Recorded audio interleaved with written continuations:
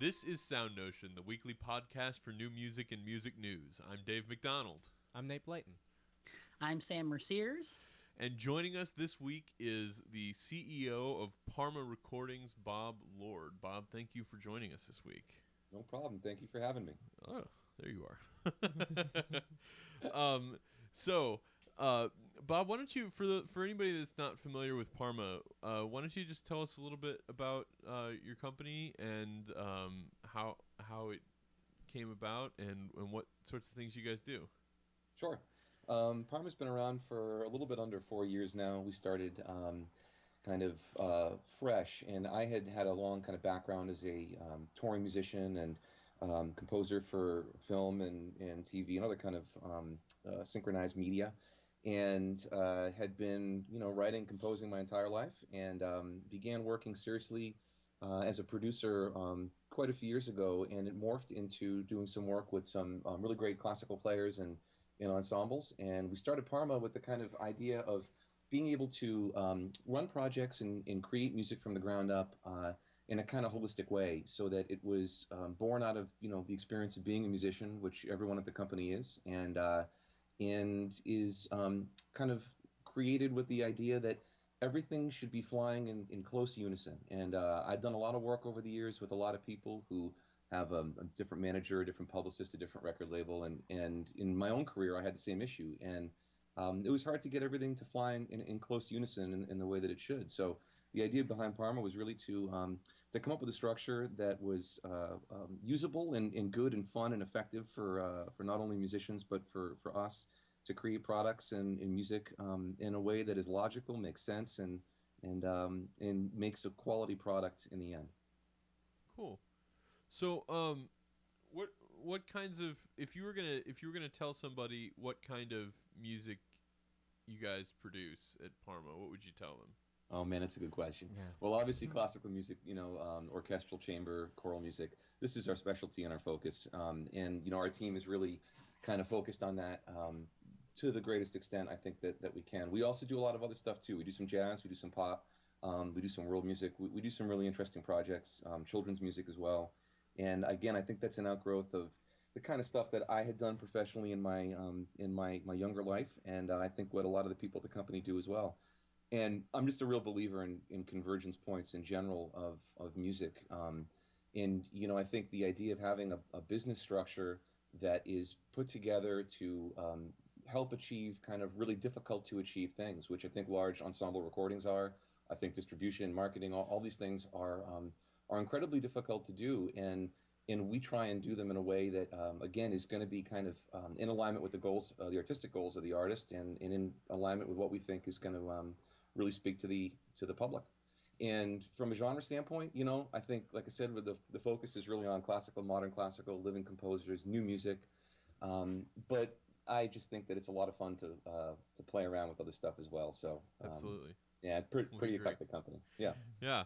So one of the things that I think is really interesting looking at the catalog that Parma has, and just looking at the recent releases through your various imprints, is that it's incredibly diverse.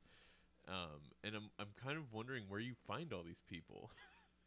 It's a good question. I mean, again, I think the idea is we really want to just be working on stuff that we think is going to be artistically engaging and fun and good and high quality. And we are very diverse. And I think the structure of the company, I put it together because I guess I had seen a lack of logic in a lot of other record labels that were not, Deutsche Grammophon and did not have giant, huge budgets on a yearly basis to go off and just try stuff out.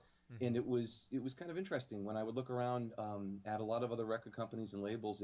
It seemed like there was a lot of stuff happening under one roof without any, real kind of conscious thought towards branding and presentation and how to make something make sense both on its own and in a context.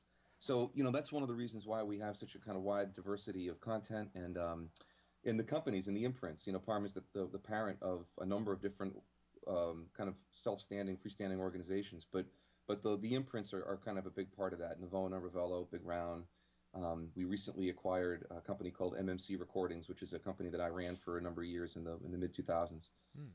So again, trying to have a way that we could present the material so that it makes sense alongside other like material was very, very important for me. And that kind of logic is I hope carried through in the way that we present it. Cool. That's With the wide variety of artists that you have in different genres, have building or has building this network of different people and bringing them together, has this led to any new collaborations between people in your group? Or Yeah, it's really funny you bring that up. Actually, we were overseas last week, and you get in a room with a bunch of brilliant composers, and the folks we had with us a couple weeks ago, just great folks. Composer from Buffalo named Jeff Stadelman, composer from New York named Rain Worthington, composer from Pennsylvania named Scott Pender, composer from our neck of the woods up here in New Hampshire named Malcolm Hawkins.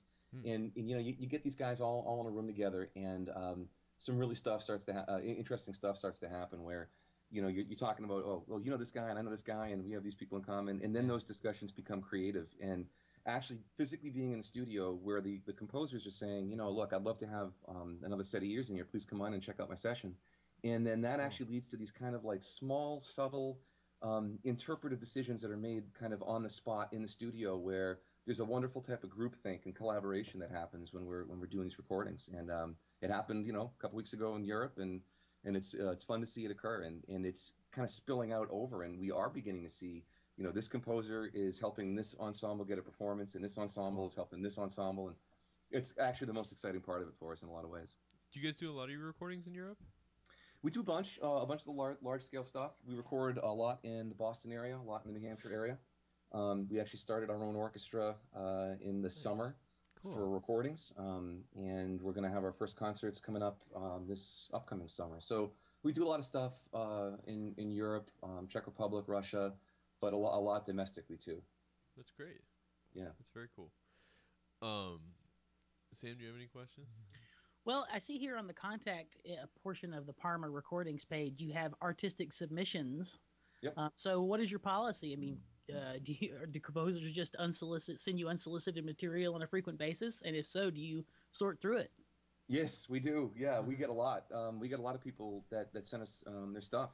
Every single day we get at least something in. And we have a couple of different squadrons that we will sit down and listen to stuff with. On the A&R team, we have a really good group of folks who are really listening to stuff from kind of I would say a kind of bird's eye view, and what is going to make sense, and what can we do with it, and how would it all work. I think on the kind of more technical side, we have a really good engineering staff, and we listen to a lot of submissions just for sheer kind of technical issues too. So I think in the middle is kind of where some of the magic happens when you're thinking about, well, what exists that is a great recording, what goes into making a great recording, and how can you collaborate with somebody in the best way possible to make that happen.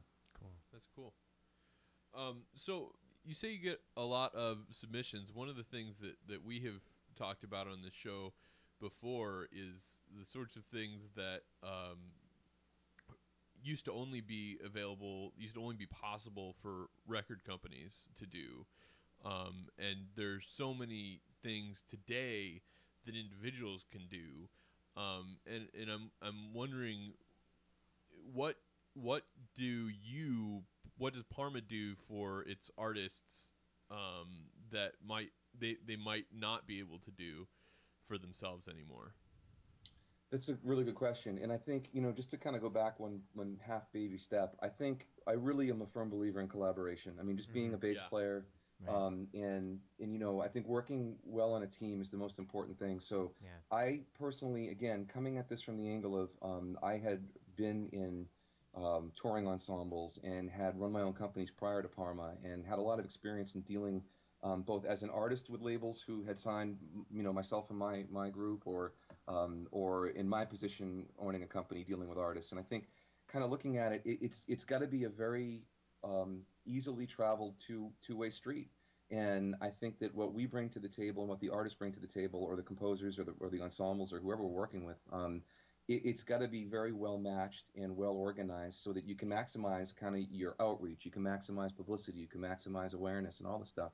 But I'll give you a couple of good examples. I I did a lot of work in custom audio, and I dealt with a lot of directors and a lot of folks who wanted to have a particular mark hit. So whether I was doing it as a composer or as a producer, the kind of ability to translate in many ways non-musical terminology into an accurate musical picture was a big part of what I did for a very long time and what I still do.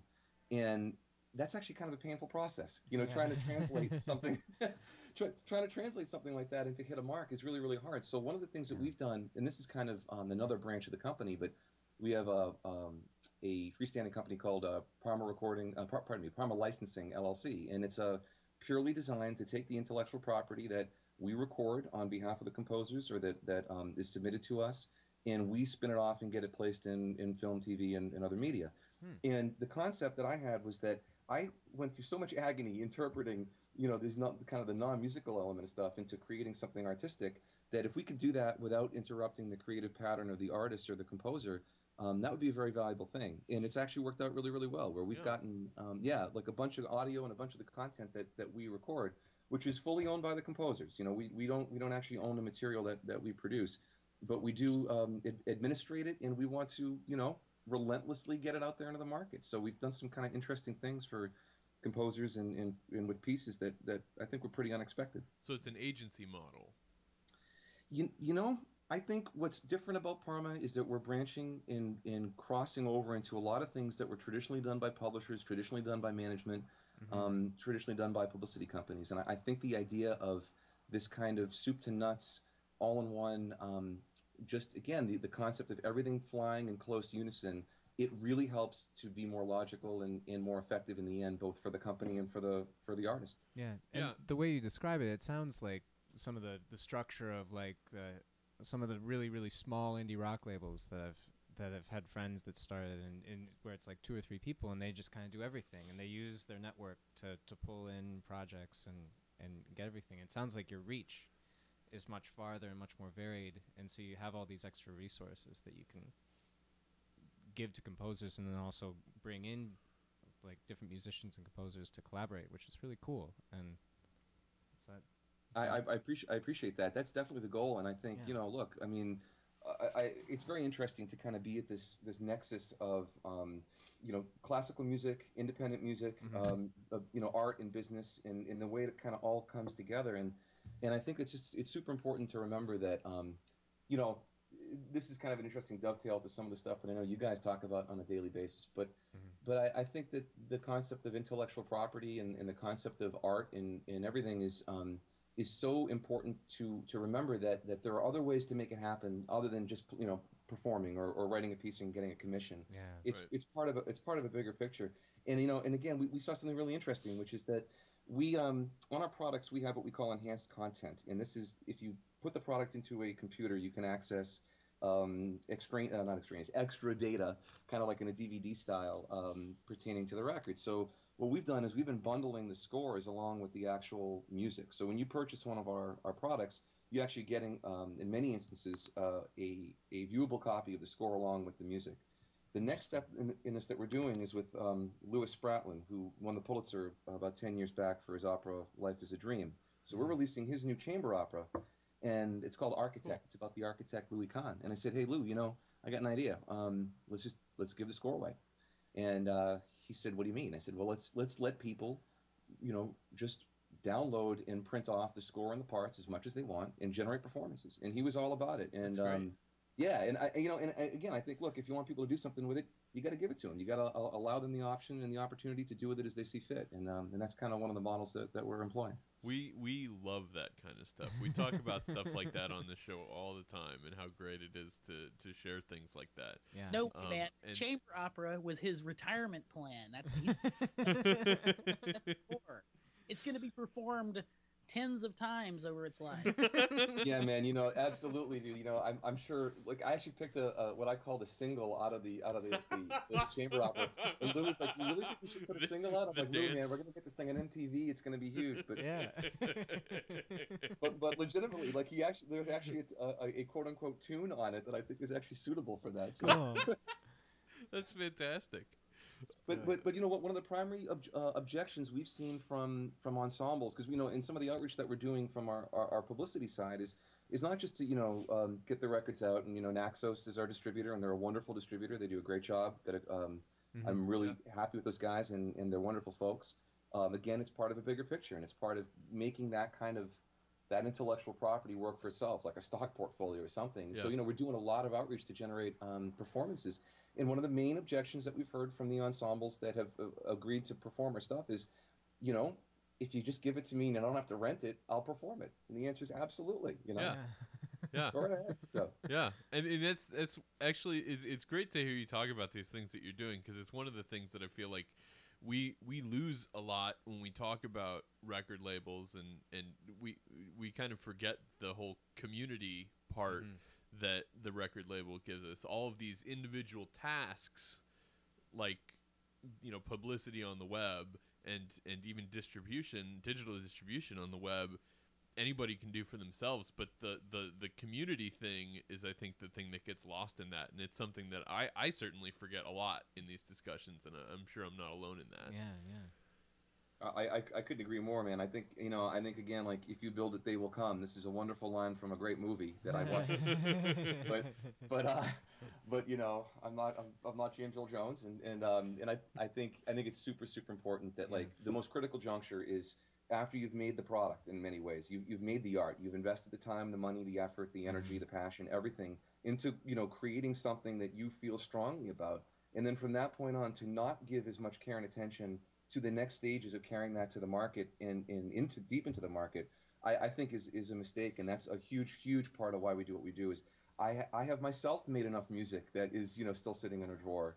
And I know so many people who have. So I think the artistic creative impetus and impulse is obviously the most important thing, but it can't be done to the exclusion of the other aspects of the process that are so key. Yeah, I mean, you talk about music that's been sitting in the drawer. It reminds me of the opera that you just talked about. He wrote it in the 70s, and it got its premiere in 2000. Yeah. And it wasn't even a premiere. It was a concert part of it, version. Yeah, exactly. Dinosaur Annex.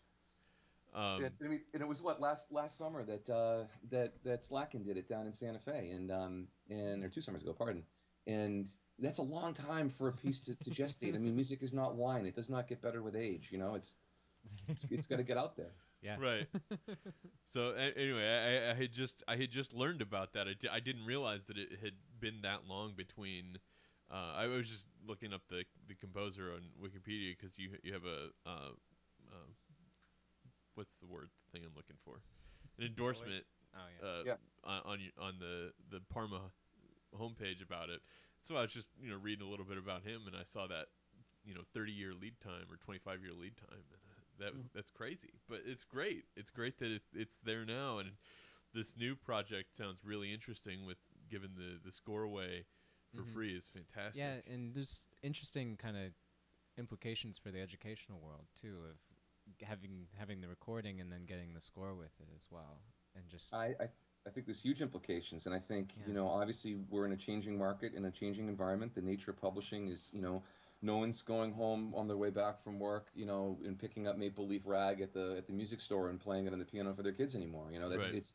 It's a model that doesn't exist in that way any longer, and I think it does have big implications. I also think that the idea of it sounds so strange, but we definitely are in a time when time and effort is so valuable, so that if you can reduce the decision space on the part of a music director or a decision maker when it comes to programming, if you can give them all the data that they need to make a quick, easy, simple assessment of the viability of a work, then I think that that's a really positive thing, and that's one of the reasons why we're trying to do this. Yeah. And for me, I'd much rather everybody have my music and ask me to write another one than keep making money off of something that I made a long time ago. Right. And get the income that way. And that's what everybody says the point of intellectual property law is to incentivize creators to make more things. Exactly, right. But it seems like you should incentivize the consumers to ask for more things. That's a really good point. Really good point. So, go ahead, Bob, Sam. I'm looking at the licensing portion of the Parma Recordings page. Yep. And it's really interesting, the services, the custom audio sessions. It sounds like you will go all the way to As composers, I'm sure we've all dealt with someone where you end up creating a piece, dealing with an artistic director of some project where that person doesn't even talk music, if you know what I Yeah. mean. Yep. And they say, I want this and this, and they talk about it in metaphor, and you figure out how to work with them as a composer to generate. Do you even go that far? Oh yeah, yeah. I mean, and again, that was a big chunk of my my earlier career. I think is you know acting as that kind of Rosetta Stone in that context, and even doing it now. You know, just being in the studio in a very simple, you know, doing a chamber recording or solo piano piece. Let's reduce the variables down, and you've just got a composer and a producer and an engineer and a pianist. And I mean, you can't really get much more contained than that. Exactly. But even within those parameters, there are huge variables. So when you think about the complexity of trying to get a full film score recorded, for example. And if you're a film company, if you're a production house, and you know, every penny is important. Every budget is tight, and you need to be sure that you're not going to be making the wrong decision. And again, I think like risk mitigation and minimization in those contexts is really important. And that was a big thing I learned was, you prepare perfectly by the time you get into that session, and everything's got to be done perfectly. So we do that, and we're doing some interesting stuff right now. Our licensing team is kind of working on some kind of cool orchestral pop mashups, which hopefully we'll be able to share with some folks soon. And Cool. and it's going really well. And again, the idea of getting a piece of music that, let's call a spade a spade. I think if I played my mother one of the pieces that we actually got placed on a PBS special, I think she would be hard pressed to find anything musical about it. I mean, like to a normal listener, some of the material that we release, like like Eric Honor's music, is so interesting and so engaging, but for them it doesn't register. But the functionality of that piece of music, this is one by a composer named Stefan Petch. It worked perfectly in a PBS special, and it was fantastic. It was a nice big chunk of underscore, and that was not what he intended with the work in the first place. But somebody else can find a wonderful use for it, and it really helps them out big time. And I like that dynamic quite a bit. Yeah, that's very cool. The whole thing of connecting people who are making media projects with licensed free music is something that a lot of people have been trying to figure out a platform that works. And I think you're right on point. If you make it easy enough for them, if you make it as easy to get some music from you guys that they can use that's licensed, and you can give them permission to use it, as it is for them to, download or slap a Radiohead track off of their hard drive on that thing. Yeah, well, yeah.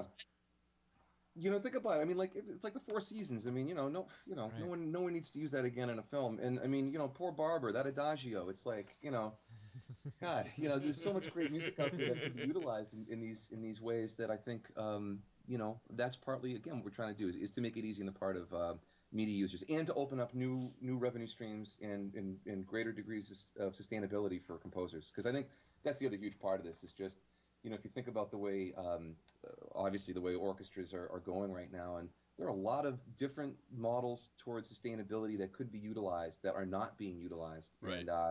And again, somebody's recording that they've invested money in at a prior point in their life. Great, it's available as a commercial download or on a CD.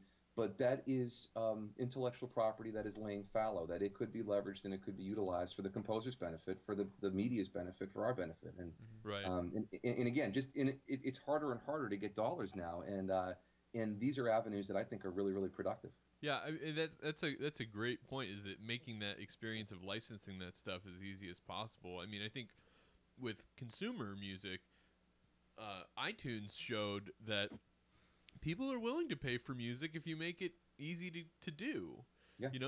People would be totally willing to license music if they didn't have to, first of all, for very small productions, pay the same fees that Paramount pays, but second of all, to just not have to fill out 18 forms and submit them in triplicate and have it hire take 3 weeks $15,000 worth of lawyers and like, I mean, if you make it easy and if you make it easy and affordable, people are more than willing to pay for the content that they use, I think. And Dave, I think so too. Yeah. I've got an anecdote that proves your point. Oh, you know me, and of course I do know you, Sam. How I can be about acquiring media. So I wanted to see Cowboys and Aliens, and knowing that it's out on DVD, that means you can probably find a version of it online to watch. Well, I was having a little trouble, and I was frustrated, and because I couldn't solve the problem in like 90 seconds, I actually paid $3.99 to Amazon Video and watched it instantly. And Amazon Video figured out how to make me pay $3.99, you know? Because they made it easy. They made it super easy. That's what iTunes did. iTunes is easier than pirating. So iTunes works. I'm an out-and-out pirate, an unrepentant pirate. Unrelated story that's not on our rundown this week. I read this week. Switzerland, where it is legal to download media for your own personal use without paying for it. Basically what other people call piracy. Yeah. It's totally legal. A study by the Swiss government demonstrates that people who download more music for free spend more money on music. Because they're becoming music lovers. Right. Exactly. You know, that's really interesting. Unrelated. And yeah, that goes right back to what we're talking about with the score and Lou Sproutlin stuff. And, Yeah. And a lot of our composers, you know, and again that whole idea that you do have to prime the pump. And Yep. I think if you're too tight, if you keep everything too close, you know, you really got to let some things have a life of their own. And and I think, you know, we're at this just strange transition point still. I mean, it's like 10, 12 years in now, but from the digital kind of era standpoint, I think there's still a lot of composers who are fundamentally uncomfortable with the fact that the genie is going to get out of the bottle no matter what. Yeah. And we see it every day, literally every day in conversations. And so I think, you know, what you just brought up, Dave, I think that's a phenomenal point. And I'd love to take a look at that study and pass that around to some folks because it's really, really interesting. Yeah. I mean, it's something that I think a lot of us had thought intuitively for a long time. And it's nice to know that there's some data on it. Some facts to back that up, yeah. I've got some facts to back that up now. It's great. So this actually. So anyway, yeah. speaking of being on the cutting edge of music production and distribution, And giving things away for free, I might add. And mixed responses from the public. Bob, when is Parma launching their first Android app? That's a good question. Yeah, It's Android. It's open platform, and that's what we're up.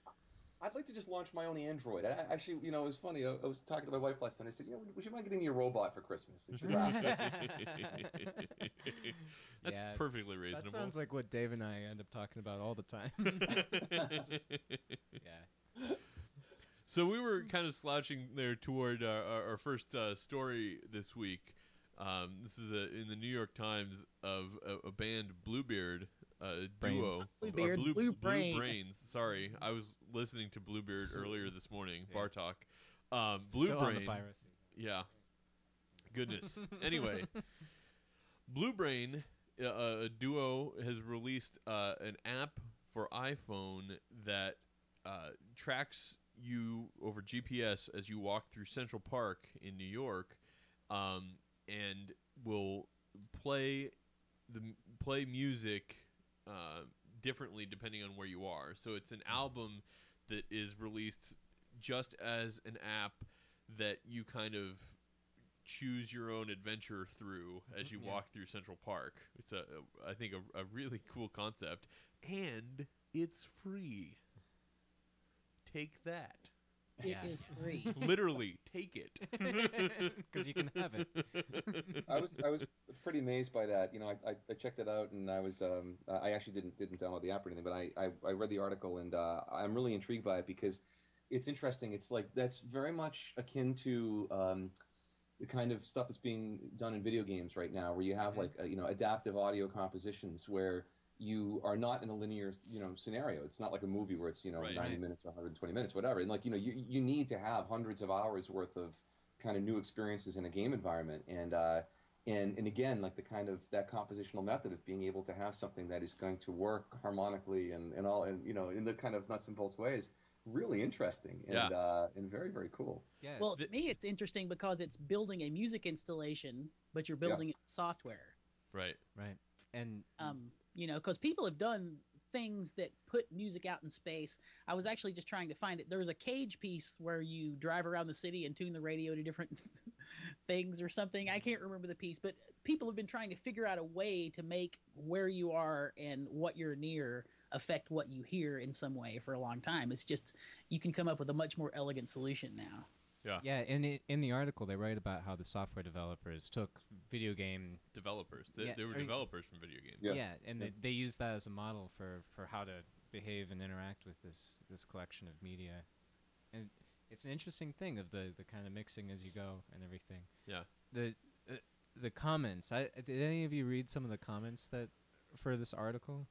They're Tell us. It's brilliant, the range.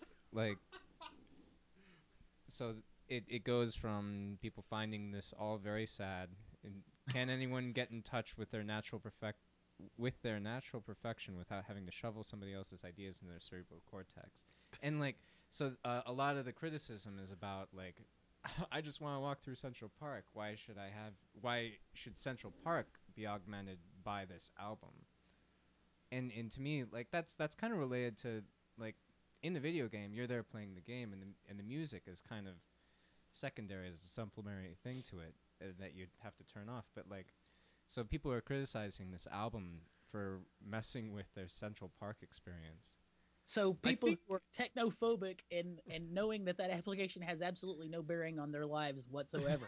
I think just don't like putting it down because technology scares them. I think it's that they don't understand what's going on. Yeah. I think they think there's going to be like music blasting at them in Central Park. We should just refer them to that Family Guy episode where Peter gets his own theme song. I think that might be, you know, I mean, I think I do think it's very funny that like people, and I'm reading the comments right now. I think it's very funny that people would get upset about like the kind of perceived imposition of will upon them. It's actually an app you can download if you want it. You know, I mean, if you have a phone like that. Yeah, I'm sure the people that are commenting like that definitely don't have smartphones. Or smart. These people don't computer. Right. Well, it's really, really interesting stuff, and you know, I love the guts and the balls of the whole thing. I think it's really cool. And it seems like a big experiment and like an early entry into this all these new kinds of media that you can do with this new technology. So it's a great idea. It's one of those where like, God, how did those guys beat me to that? Yeah. But I agree with friend of the show Ken Ueno that I personally didn't find the music, or at least the sample that they give you, to be that inspiring or anything. No, I think that's got to be the hardest part, is making something that's going to make some sense continuously as long as you want it to go and change no matter where you are. And I mean, I can't imagine trying to write something that would actually be coherent. Yeah, connect and make sense and make all these different kinds of sense depending on what you do. Right. Like, yeah. Well, one thing, and I'm not saying this just because of whose birthday it is, one thing that I thought would be interesting in that environment is to just make it all beat-based instead of melodically oriented, so that you can get polymetric relationships, and those are easy to come up with. You know, you can program them, and I think Elliot Carter, for instance, would really enjoy that kind of a piece. So you can, you know, if you're crossing the boundary between here and here, you're hearing 5 against 7, and if you're doing it here, you're just hearing a hip hop beat or something, you know. Right. Yeah. That would be interesting. Yeah. It's very interesting. I think there's a part of it too that's, you know, it simply is something that will have to be composed for in the end. I mean, it's just a different kind of way of conceiving of how to arrange and structure one's materials, and it's a much bigger, sprawling kind of issue and challenge, I think. But well, it seems like a format that would be really good for a collaboration of composers. Yeah.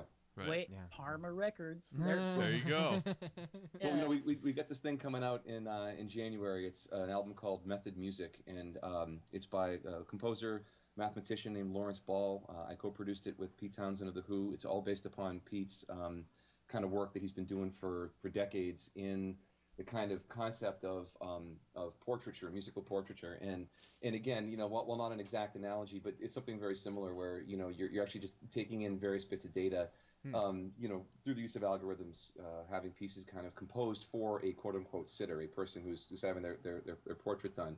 But the way something like that could intersect with something like what these guys are doing is actually very interesting as well. The ability to kind of, people complaining about the imposition of will. Well, maybe actually it could be used to impose will. It's kind of an interesting way of looking at it. So yeah, and with that, that level of interaction and the amount of data that's out there on people, it could be an interesting, like, new take on the.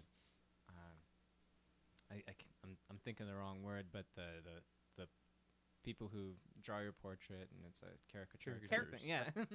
So caricature drawing makers like have an app like that. If you go to this place, and it'll make you some piece of minimalism based on the stuff that you listen to. Yeah, that's in large part what this project, this Method Music project, was kind of doing when it was active. It was an active website where you go and put in your personal data. And the first time Pete attempted to do something like this was in the early '70s, which yielded Baba O'Reilly, all that kind of loop synthesized stuff at the beginning of that, which is actually extracted from a 25-minute huge kind of piece of synthesized music.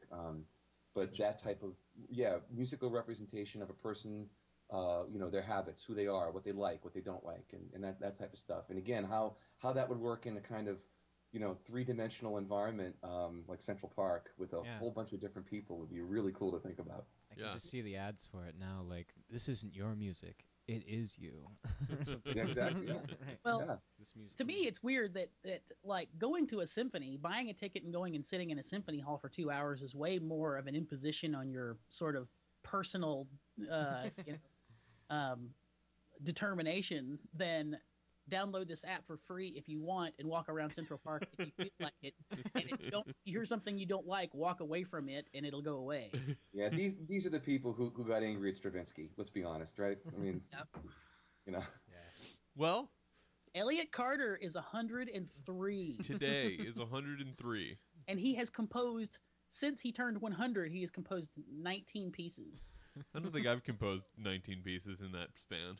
I don't know that I've composed like 19 pieces that I'd care to like put my name on in my life. I just can't believe that there's a guy that exists who is still doing meaningful work at such a late age, and it's never happened before. Never. It's completely unheard of, and it's going to be something that people will be talking about and analyzing for a long, long time, I think. I mean, our friend Patrick, who's normally on the show, told us he went to a premiere of Carter's over the summer, and Carter had a birthday bash on Thursday night that Patrick was at as well, and he had like 5 pieces from the last like year or so, right, on this program. There was one piece that was more than 10 years old. That's insane. Yeah. I seriously think, like, even beyond just like the musical elements, I think like cognitive scientists, I mean, people should like actually analyze like the cognitive elements of it. I mean, it's just impressive, and it's interesting too the way his music has evolved, and he's definitely, I mean, he can still drop the sword of Damocles when he wants to, but he's definitely not doing that as much anymore, which is really interesting. Well, he, unlike some other composers of the 20th century, didn't get so wrapped up in, his thing was rhythm and metric modulation or tempo modulation, he would actually call it. But that's he didn't get so wrapped up in like digging to the heart of that, and finding the ultimate equation or whatever that he was able to pull out of it. But the other thing is he hasn't turned into like a hopeless romantic, which composers who do have a very long life tend to like listen to the Penderecki string quartets, from the 60s and 70s, where it's like all thump smack, it sounds like you're stirring a bowl of nuts and bolts or something. And, his later stuff, it sounds very romantic. It's very melodically oriented. So he hasn't really done that. Cool. Well, he was never like thoroughly embedded in an ism the way a lot of other composers are either. Yeah. I mean, it's funny that Carter just turned 103, but this was like the big Steve Reich 75 year too. Big deal. He's not even past call me 100 back yet. in 25 years, Steve. Yeah, that's crazy. It's cool. So, I don't know if L.A. Carter still does it now, but until not long ago, he was still lecturing at MIT too on mathematics stuff. I can't imagine that he's still doing that. Well, I mean, you know. Well, but I mean, clearly he doesn't have to anymore. He can just sit at home and write music. Yeah, Let's do that. it's cool. You know, I like they should totally drag him out in the middle of like the Grammys opening ceremony, like you know. I mean, but like all joking aside, like if I got to sit through, you know, Lady Gaga or whatever, I mean, it would just be so much better if I could have that on the stage. I'd love to see the look in everybody's faces. That'd be phenomenal. Say, I'm 103. What have you done with your life? Yeah, you know. I mean, he's literally like 10 times older than Justin Bieber. It's phenomenal. You know, this is great. Yeah. He's lived 4 times longer than a lot of those rock stars. That's as right. Well. Yeah. It's really incredible. Yeah. Well done. So, I don't know what the reaction was like at Carter's 103rd birthday party, but I would imagine that those people all enjoyed it a lot. There's apparently a pretty entertaining rendition of Happy Birthday that happened. As far as I know, there's no video or audio of it, though. If anybody has it, please send it to us. There is a text transcript, but I don't know how accurate it is intended to be. I don't know. Oh yeah, it's a jumble of letters, basically. Anyway, so another story. This is another New York Times story, actually. Tony Tomasini in the New York Times had an article. He calls it "Emboldened Orchestras Are Embracing the New," and he specifically talks about a concert at Carnegie Hall. It was Andras Schiff and the Budapest Festival Orchestra, and they were given an option whether they would like to listen to Bartók or Schubert for the encore. And after having heard some of both earlier in the show. Yes, I should have said that. Yes. And so it was like seemingly I guess a show of hands, which seems a little silly in a concert hall, but you know, whatever, I guess it works. They should have done the Occupy Wall Street. Yeah, right. Fingers. But everybody picked Bartók, and apparently that was really surprising that it was so overwhelmingly in favor of Bartók. I don't know if I would say that this is an example of audiences, quote, embracing the new, as Tony Tomasini says it. As much as finally having heard enough Schubert. Right. I mean, the Bartók in question is 80 years old.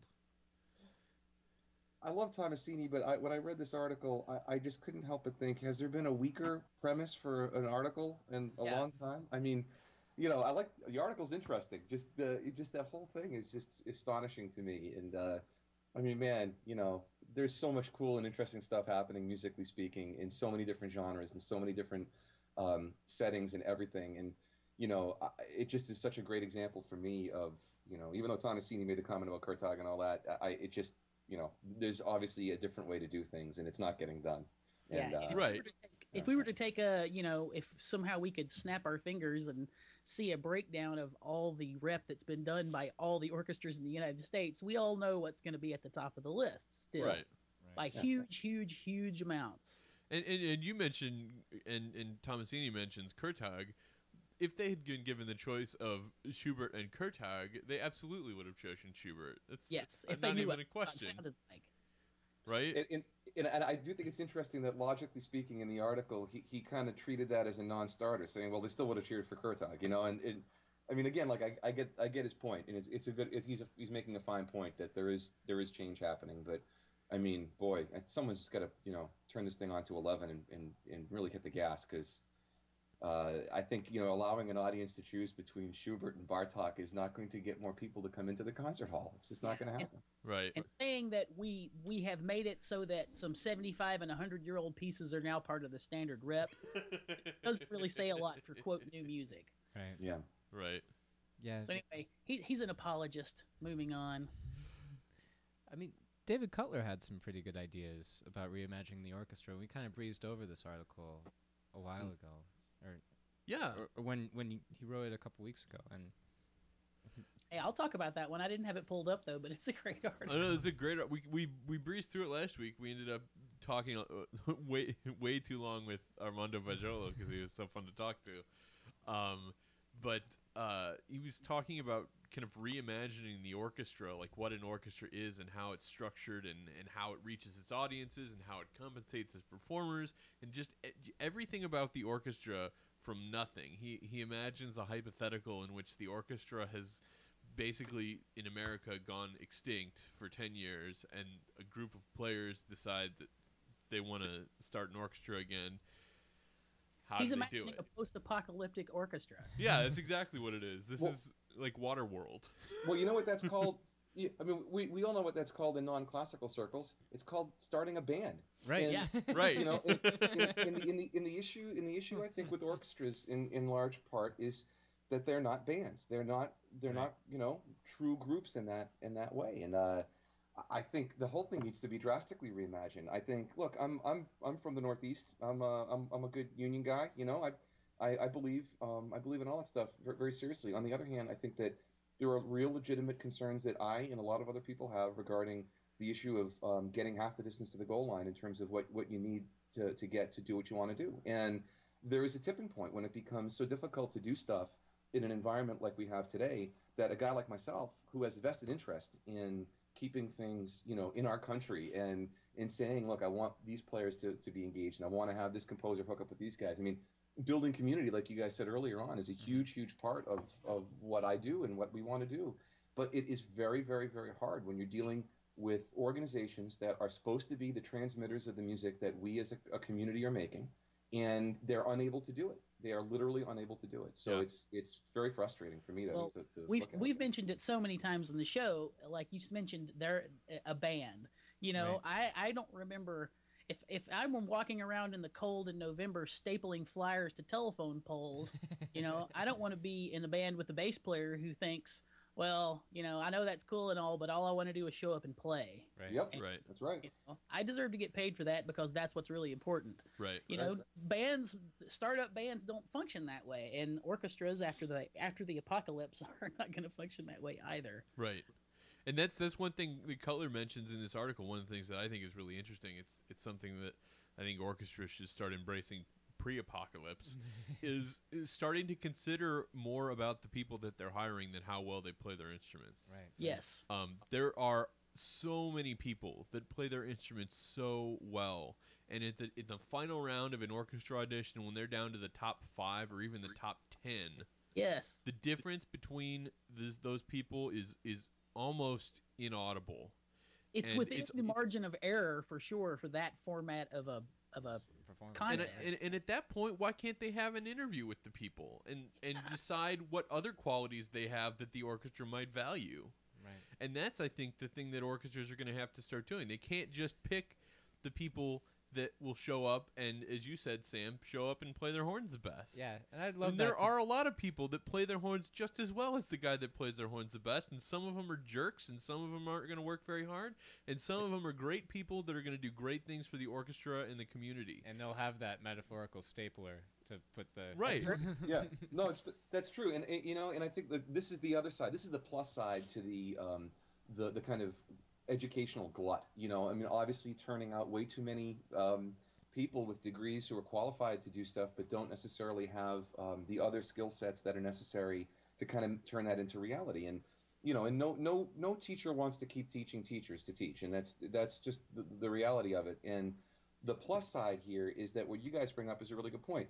That the kind of inflation of the standard, and the standard being very, very, very high now. I mean, I think ultimately the cream of the crop will always be the cream of the crop in terms of that true kind of blazingly brilliant talent that no one can touch. But the overall level of proficiency has just gone so high over the last 20, 30, 40 years in terms of instrumentalists that it does become easier to then from that point on say, well, this part of my concern, i.e. the playing, is not a concern. Like all these guys can do it. So then it comes back to what we talked about earlier. how do you play with others? Do you get along? Like, did your report card say gets along well with the other kids when you were in elementary school? Because although that's not necessarily always compatible with somebody being a star, I think that's exactly what needs to happen. I think you guys are bringing up a perfect point. Those qualities are what make people desirable to have in a band, to have in your group, to have on your staff, Right. have in your team, in an organization of any yeah. kind. Yeah, absolutely. And there's a great piece about this in the Philadelphia Inquirer this week. Right. The Curtis Institute in Philadelphia is starting to train their conservatory graduates to do that. This article actually mentions a pretty amazing statistic, I thought. 16% of the principal chairs in the top 25 U.S. orchestras are Curtis graduates. That's crazy. Astonishing. Yeah. They gotta make themselves valuable. Hey, Dave, you're showing my lower third over your picture. Yeah. And I know it's you another want M. to pretend that you're as awesome as me. Yeah. Thanks, Sam. Pal.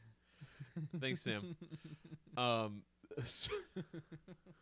So anyway, that's 16%, but there's another 84% that aren't the principal chairs in the top 25 orchestras, and Curtis is starting to develop programs to help that other 84% figure out how they can make it as musicians as well, how they can make a living and be an important part of musical organizations outside of performing the Grieg Piano Concerto 37 times a month.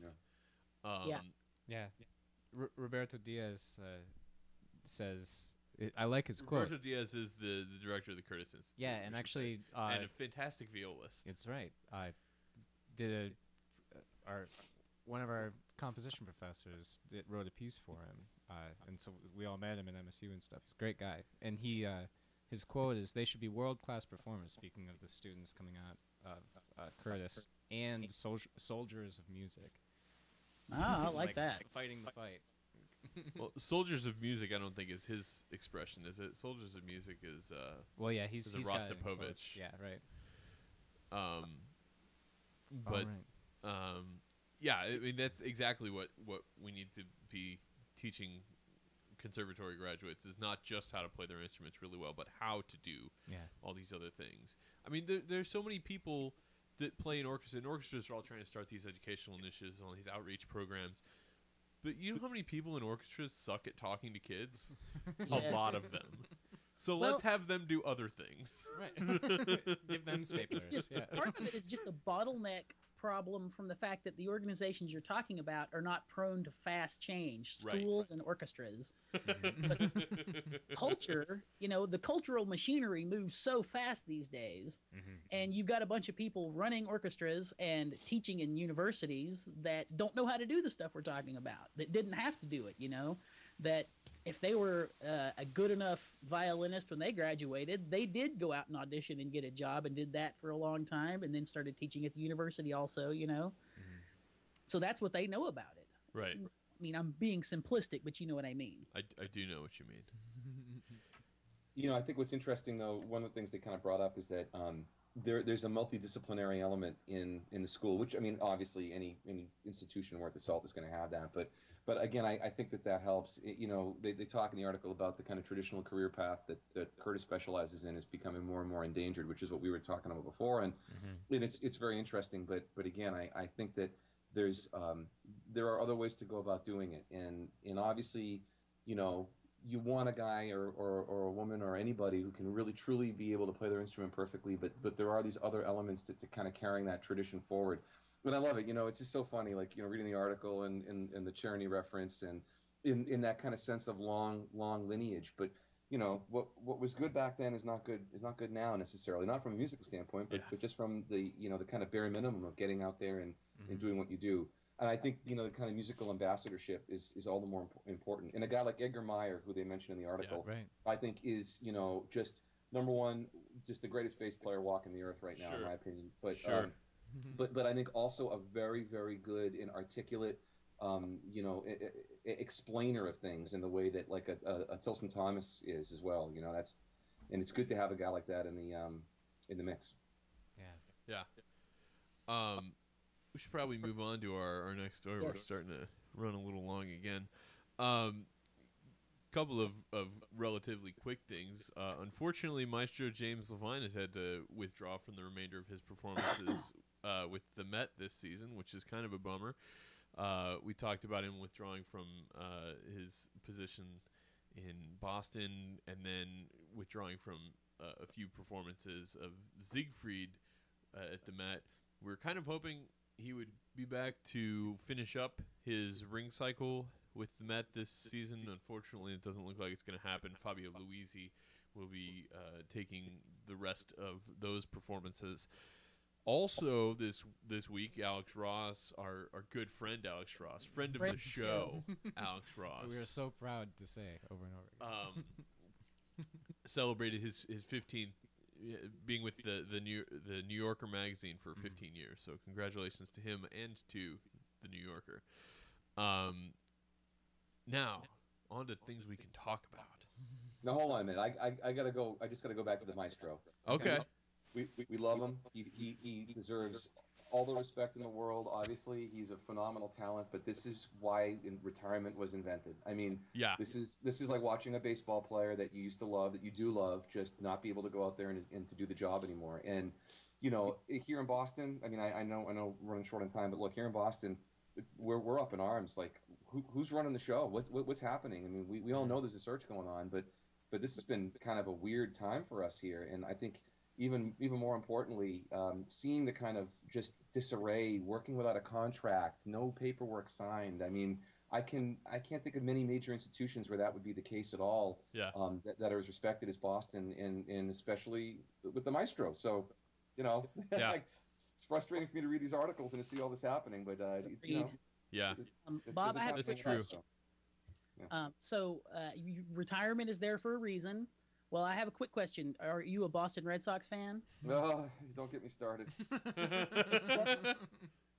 So then you're obviously against the DH rule in your league because it's lame and it lets people who need to retire keep playing baseball. And as a responsible, based on what you just said, as a Red Sox fan, you need to start a campaign to get rid of the designated hitter because it's dumb. That is a marvelous analogy. I think that is absolutely fantastic. And if there was such a thing as a DH for his position, I think he should take it. Yeah. Anyway, I couldn't resist that. No, that's good. That's and good. Also, one other quick baseball thing, Dave. I'm really sorry about Pujols. It's all right. It was gonna happen. It was gonna happen. He signed for 10 years, though. I don't think he's going to be smacking home runs like that for another 10 years. Well, no, that's why he's going to the American League for 10 years. Exactly right. Yeah. Okay, sorry. He's going to play for a few more seasons, then he's going to be a great DH for the Angels. Yeah. Right. Anyway. And he can really get fat. Yeah, and we actually did talk a little bit about some of those issues. Sam, we're getting some weird audio stuff from you, some feedback. Okay. It helps when you talk for a sec. Check. But check. anyway, I guess I didn't do it. But whatever. Yeah, we talked about some of the stuff with Maestro Levine back when he withdrew from Boston. And it's a really dicey situation, as you mentioned, Bob, because he's so well respected. Yeah. But look at the bright side. Could be Philadelphia. Exactly right. Exactly right. So Frank O'Terry on New Music Box had a great piece this week about how long music should be, and it's something that we always have to deal with. And Sam, I know this is something that you have some strong opinions about, so I'll let you start this discussion. Well, the big thing that I really identify with is his discussion of how he feels about developing his own musical material. It seems to me what he's basically saying is he's not into the same sort of presentation or exposition and then development of material where it's running the material through some sort of process so it sounds developmental and it also allows you to spin it out for long amounts of clock time.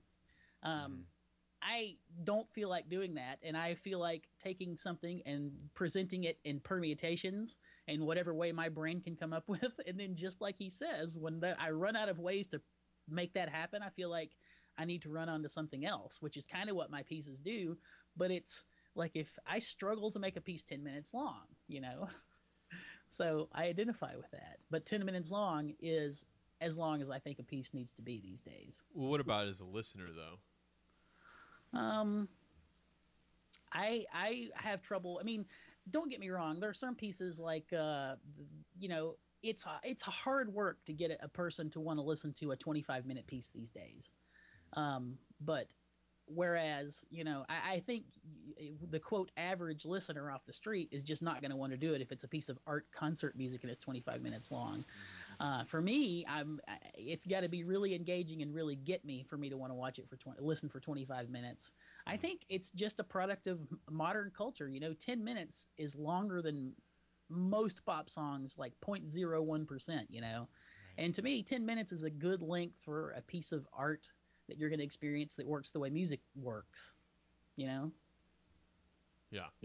And I agree with you. There's a lot of music today that's when I go listen to a concert of new music, probably the most frequent criticism I have of any of the pieces on the program is that it's too long. Sometimes it's just a little too long, but sometimes it's a lot too long. At the same time, one of my favorite experiences was seeing a performance of So Percussion doing Steve Reich's drumming. And that takes a while, and that's a very different experience. Yeah. Yeah, and I think I would probably feel differently about that piece as well. Yeah. It seems like pieces, and I can't, this is the kind of thing I can't describe a piece that does this phenomenon so that we can, drop the needle and see what I'm talking about. But it seems like pieces that try to be a little longer because they seem to think they need to be a little longer because they're serious pieces. You know what I mean? Right. I think you can have a 6-minute piece that's a very, very, very serious piece, Right, even if it's not, managing to be 6 minutes long because it's struggling under the total serialism or something. I mean, something that's as free and expressive as you want it to be in 6 minutes is plenty of time to say something that's very profound. Though at the same time, I think even in looking at some of the stuff that we've gotten from responses from reviewers and critics and stuff, we've seen some interesting kind of objections to titles because of the durations of the pieces. We've seen some really weird feedback. And I think there's a level of expectation that comes with a particular title or a presentation of a piece that leads somebody to perceive something about its duration, whether it's the composer or the reviewer or the listener. But I think it's all shades of gray, and I think it's very interesting that you have such a firm view on the DH, but yet this is a little bit different. I think it really is interesting. Though you did bring up a good point that there is like a problem at some points with folks who feel that the statement is not valid enough unless it is long enough, and I don't really view that really as being a real concern. Yeah, well, that's certainly something to consider, and this is what I was going to mention earlier. Is that the first problem that I try to identify when I start to think that a piece is getting too long is that it's my fault, that I've missed something important that's going to hold my attention for the piece. So I usually just assume that it's me that has screwed something up, and then from there maybe there's something else that's causing that. But there's actually another interesting article on New Music Box this week by Dan Visconti about this very thing, talking about how hard it can be to keep your attention, whether you're trying to keep an audience's attention or to keep your own attention on music when you're the audience, that it's a lot of times not the fault of the music and might be the fault of the listener. And we're certainly conditioned to listen to very, very short pieces of music on the radio. So I don't know if it's always the fault of the piece.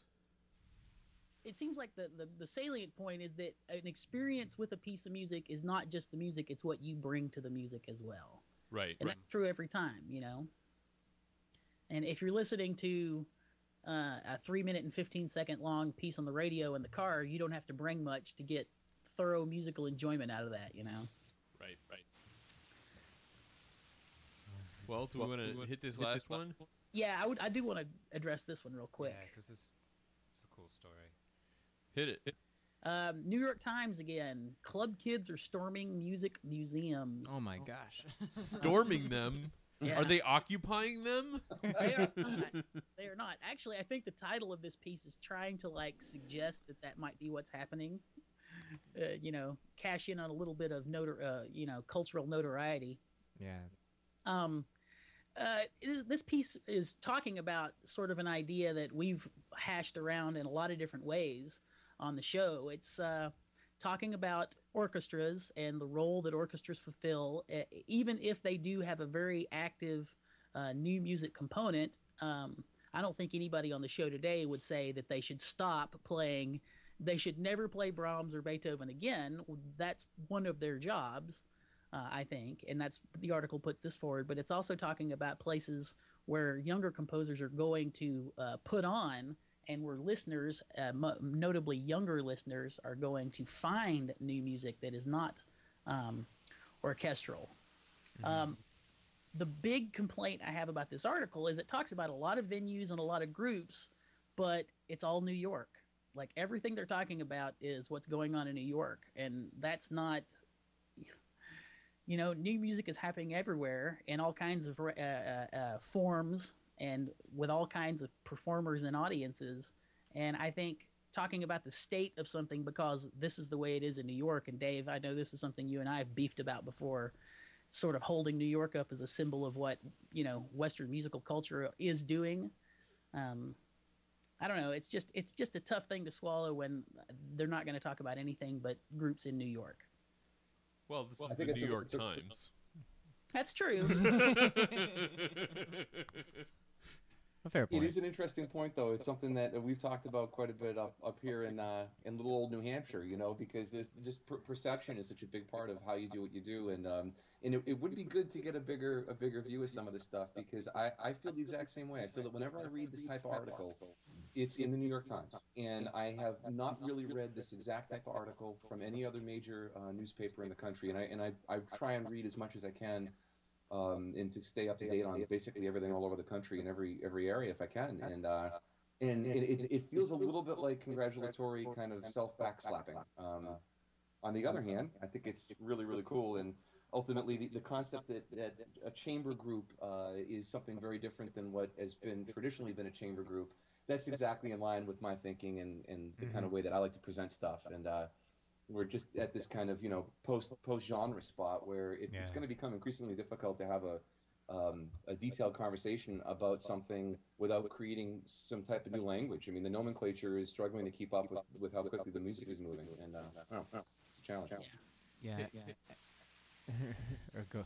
Sam, we're getting terrible feedback from you. Have been for 10 minutes or so. Anytime you're not talking, can you mute your microphone in Skype? Yeah. Just solve it like that for now. Yeah. Okay. Beautiful. So and I just wanted to say I always love seeing more press for this phenomenon. I mean, I've been experiencing it here just in Michigan, much less New York, of like I mean, more and more laptops and pop groups and cellos playing in the bars and stuff, and then just all the genre mixing and everything. And I like the quote, and I'm gonna mess it up because I don't have it pulled up, but of like having like when you go into a museum and like the chamber group, you have a hard time deciding whether it's a classical chamber group or a rock band, and does it really even matter or whatever. Right. That's an interesting question. Yeah, exactly. And more discussion of this stuff and seeing. I mean, it's just more creativity, more material out there, and it's pretty cool. My complaint about the article being so New York centric actually speaks to something I beef about on the show all the time. That if this article were written this way and somebody did a lot of research to find out everything that's going on in Grand Rapids, for instance, and wrote the same kind of article, that's useful because it's more locally oriented. It's not like we have to look to New York to get this stuff. I know that there's new music going on everywhere, and it would be far more useful for people to look in their own community and figure out what good is happening and how they can get their hands on it. Yeah. What were you going to say, Bob? Well, I was going to say just this whole concept of the, it's not clear what it is, what the genre is. It's not clear how it's being presented. I mean, it all comes back to even going to the kind of initial discussion about the app for Central Park, and that just like the nature of composition, the nature of the palette that's being used, how it's being manipulated. Just the concept of a guitar concerto. Obviously it was bound and constrained by the actual speaking of the instrument, and you had to put the ensemble together to make it actually work well for the guitar. But this is now many, many hundreds of years ago, and now it's a whole different way of kind of conceiving of music, and I'm pumped by it. Really, I really am, and that's exactly where I think I've been trying to drive with the company and personally and everything. And I think more and more of us are doing it, and I think the more irreverent things get, the better. I'm a Frank Zappa fan. I don't like taking anything too seriously. I think you definitely need to be aware that it's not all about you put on the tux and going to the orchestra anymore. And I mean, we know that, but I still think a lot of the country and the world is lagging a little bit behind. But hopefully that's changing. Yeah, that's an interesting way to wrap up, I think. Sam, did you have something you wanted to say? For a lot of people who have an interest, who don't have any interest in going to the symphony, who still want to go have an art music concert experience. Right. Yeah, Absolutely. Yeah. Using a different vocabulary. Yeah. So I think we should probably move on to our pick of the week. Our pick this week is actually from Parma's Ravello imprint. This is from a new album, well, new-ish. I guess it came out this summer, by Eric Honor, Phantasm. Eric Honor is a composer and saxophonist. He's playing his own music for saxophone and electronics on this album, and we're going to listen to the title track, Phantasm. This album actually, I think, is a really interesting demonstration of some of the things we've talked about today. We talked about the length of the pieces, and one of the things that I like about the album is that most of the stuff on it is 6 to 8 minutes long, and some of it's even kind of pop tune length, less than 4 minutes, which is kind of cool for an album of art music. Yeah. Bob, did you have anything you wanted to say to maybe introduce this, or should Well, we just dive in? I think this is a really good example of a guy and a composer and an artist who is in and of himself a convergence point, and I think that he is. Eric is a fantastic musician, and he is a nexus of interesting music, and you can see it from the kind of program that he put together for the record. Musically speaking, I mean, this is a guy who, he has mastered everything prior to abstracting it, and you can hear it in those abstractions, and that's what's so impressive to me about his work. But this is a guy, I think, who is pushing in some really interesting directions, and we're just super happy to be working with him. Oh, that's great. So let's listen to just a short excerpt from Phantasm by Eric Honor.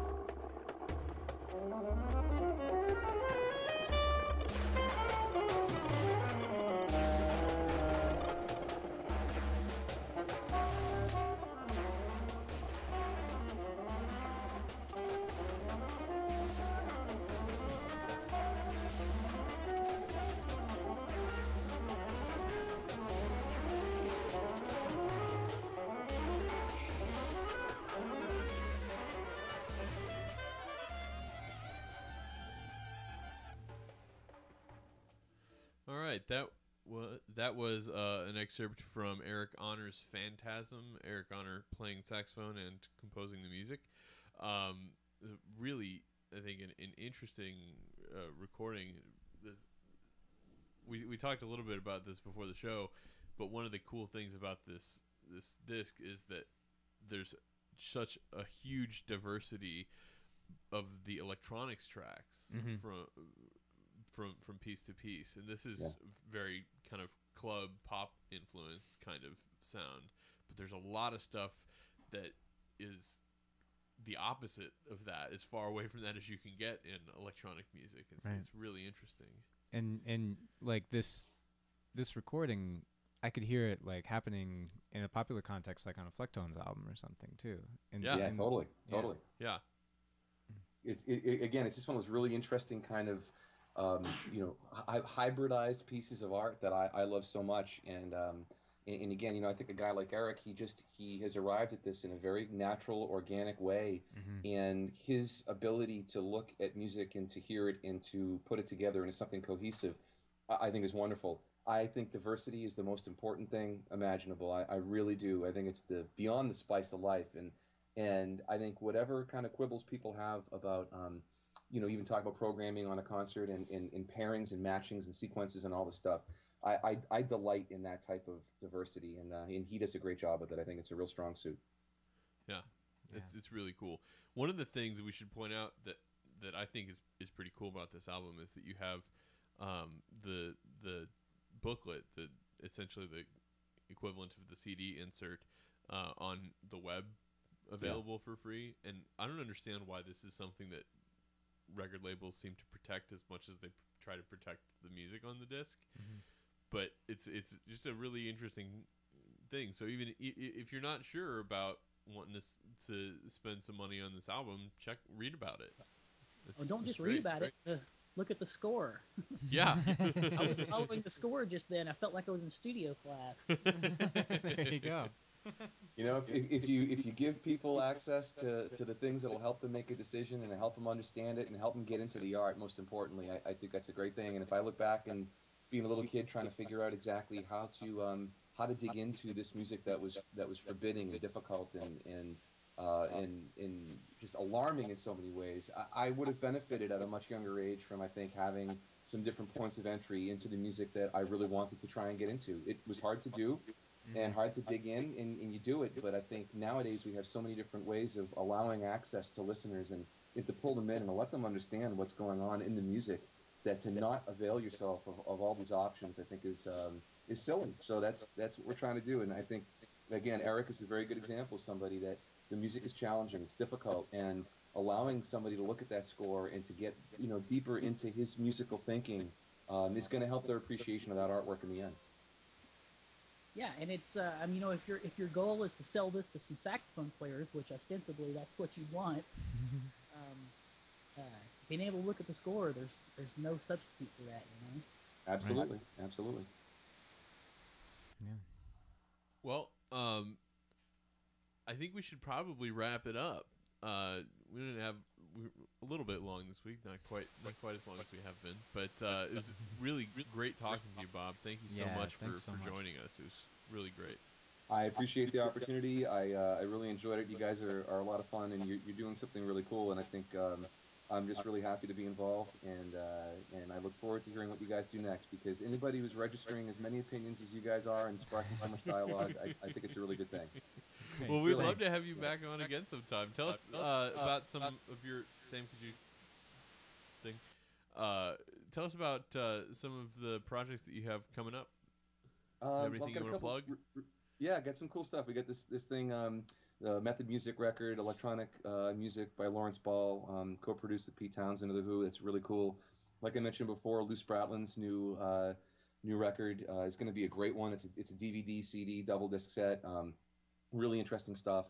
And we have a project underway with the Amerigo Trio, which is Glenn Dicterow from the New York Phil, his wife Karen Dreyfus, and the cellist Inbal Segev. Wonderful stuff. Trio record that we should have coming out later on this year. And just a really busy release slate and scheduled recordings, kind of domestically and abroad. So making some great music and getting it out there, and hope your listeners will pick it up and give it a chance. Yeah, where can people keep up with you? Find us parmarecordings.com, and then all of our record label websites are linked to off of that site. We're pretty active on Facebook and Twitter, and always doing something kind of interesting in that arena too. So just keep an eye on us, and we'll have some fun stuff for you. That's great. That's great. Thank you so much for telling us about those things. That's going to do it for this week's SoundNotion. To read more about the topics that we've covered, or to comment on the pick of the week or any of these stories, or get links to the stories, head on over to our site, soundnotion.tv/sn. You can also leave us a note there. You can also connect with us on Facebook and Twitter. We're at SoundNotion. This show and all our shows are available in the iTunes store, so be sure to subscribe there and catch every episode in video or in audio, whichever is more convenient for you. SoundNotion's introduction includes music by Patrick Gulo, who hopefully will be back with us next week, and video by Tyler Lepp. Thanks again for watching, and we'll see you next week.